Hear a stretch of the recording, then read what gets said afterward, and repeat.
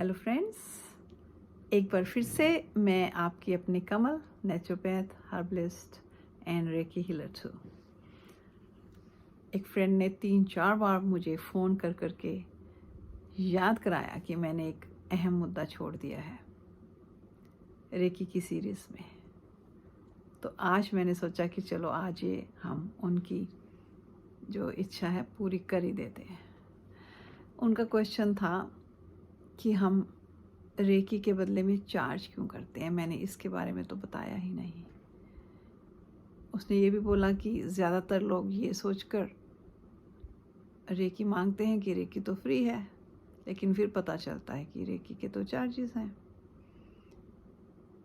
अब आप चाहें तो इनको चार्जेस कह सकते हैं, चाहे तो इसको एनर्जी एक्सचेंज कह सकते हैं, चाहे तो दक्षिणा भी कह सकते हैं। लेकिन दक्षिणा या दान जब हम कहते हैं तो फिर तो देने वाले की मर्ज़ी हो जाती है और थोड़ा सा दिया जाता है। और आजकल के इस तरह के महंगाई वाले टाइम में वो दान दक्षिणा से काम चल ही नहीं पाता। तो फिर जो रेकी हीलर होता है उसको जाकर कोई ना कोई जॉब देखनी पड़ती है। और जब रेकी हीलर्स जॉब करते हैं, आप सबको मालूम है बहुत सी जॉब्स जो होती हैं उनमें बहुत सी एनर्जी लगती है। तो वापस आकर ना समय बचता है ना एनर्जी बचती है कि किसी के लिए रेकी हीलिंग की जाए, क्योंकि जब हीलर खुद ही थका हुआ है, खुद ही उसको दिखाई दे रहा है कि मेरे इतने सारे काम बचे हुए हैं, तो वो दूसरे की हीलिंग कैसे करेगा। तो पहला मुद्दा तो यही आ जाता है कि रेकी हीलर एक हीलर ही होना चाहिए और यही उसका प्रोफेशन भी होना चाहिए। उसको अपने बिल पे करने के लिए दूसरी जगह जाकर काम करने की ज़रूरत नहीं पड़नी चाहिए, तभी वह एक अच्छा हीलर साबित हो सकता है। दूसरा,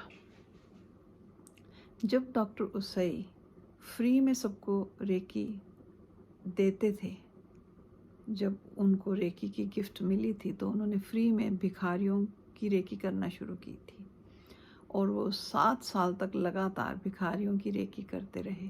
कुछ एक बुक्स में तो यह भी लिखा है कि वो भिखारियों की कॉलोनी में जाके रहे भी थे। लेकिन 7 साल बाद जब उन्होंने देखा कि जिस भिखारी की उन्होंने रेकी की थी वो तो उसी स्पॉट पे खड़ा हो गया, अभी भी भीख ही मांग रहा था।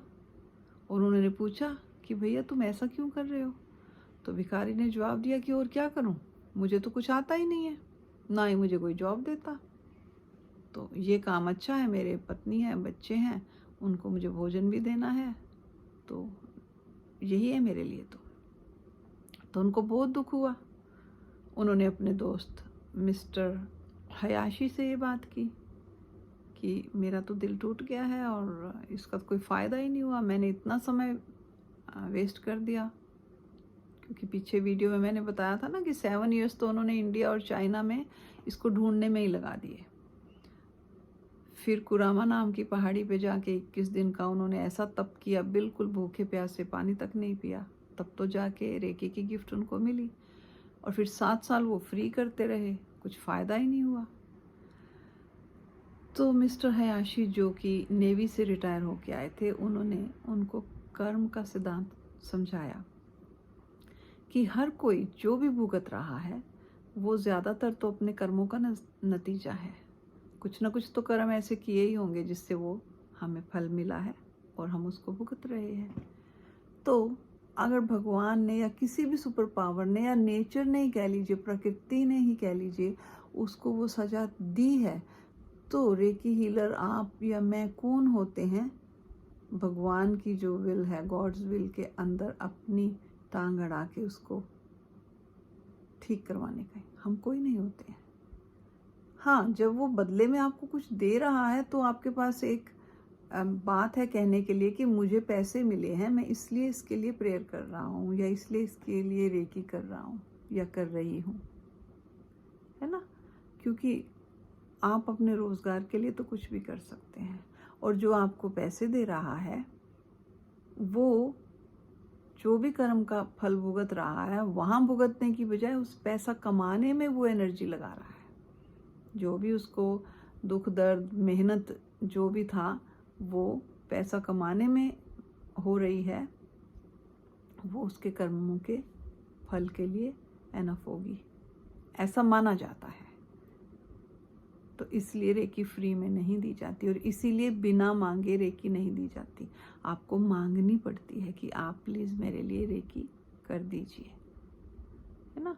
और जब आप 1, 2, 4, 5 सिटिंग्स ले लेते हैं, उसके बाद आपका रेकी हीलर जो भी है वो आपको यही बोलता है या बोलती है कि आप ऐसे कीजिए, अट्यूनमेंट ले लीजिए ताकि आप अपनी रेकी खुद कर सकें। तो ये 3 कारण हुए।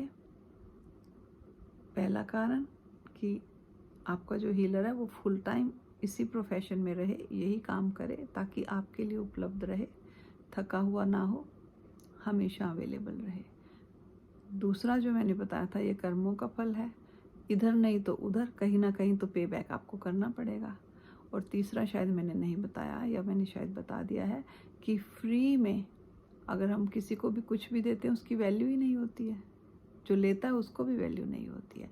तो ये 3 कारण थे जिसके लिए हमने एनर्जी एक्सचेंज इसका तय किया था। हमने नहीं किया था, basically doctor Usui and doctor mister Hayashi ने दोनों ने ही किया था। जब वो 7 साल का जो रिज़ल्ट था कुछ नहीं निकला, तो इन दोनों ने बैठ के तय किया था, रूल्स बनाए थे उसके, कि बिना मांगे रेकी देनी नहीं है, मांगने पे रेकी मिलेगी, और उसके बदले में, एनर्जी एक्सचेंज के बदले में देने वाले को कुछ देना होगा। और सिर्फ गिफ्ट ही नहीं, क्योंकि गिफ्ट जब दी जाती है किसी को तो पता नहीं ना कि लेने वाले के काम आएगी भी कि नहीं आएगी, और अगर नहीं आएगी तो वो तो क्लटर ही बन जाएगी घर में। तो या तो वो किसी को देगा उठा के, या तो फिर वो रबिश में जाएगी। तो ऐसा भी हमें नहीं करना है ना। तो इसलिए कुछ ना कुछ देना तय हुआ था। और रेकी सिखाने के बदले तो बकायदा ये किताबों में भी लिखी हुई हैं ये बातें जो मैं आपको बता रही हूँ। फर्स्ट लेवल के लिए 1 दिन का वेतन, दूसरे लेवल के लिए पूरे सप्ताह का वेतन, और मास्टर के लिए पूरे महीने का वेतन। बाद में मास्टर के लिए कुछ कम किया गया था, क्योंकि ऐसा कहा जाता है कि पूरे महीने का वेतन देना बहुत मुश्किल हो जाता है, और क्योंकि मुश्किल हो जाता है तो कोई सीखेगा नहीं, कोई सीखेगा नहीं तो हमारे पास फिर रेकी ग्रैंड मास्टर्स नहीं होंगे, तो उसको कम किया गया था। अगर इसके बारे में ज़्यादा जानकारी चाहिए हो तो आप डॉक्टर उसई की रेकी की कोई भी किताब पढ़ सकते हैं, या अगर कोई और क्वेश्चन पूछना हो तो आप मुझसे क्वेश्चन पूछ सकते हैं। वीडियो देखने के लिए आपका बहुत बहुत धन्यवाद। Have an excellent day.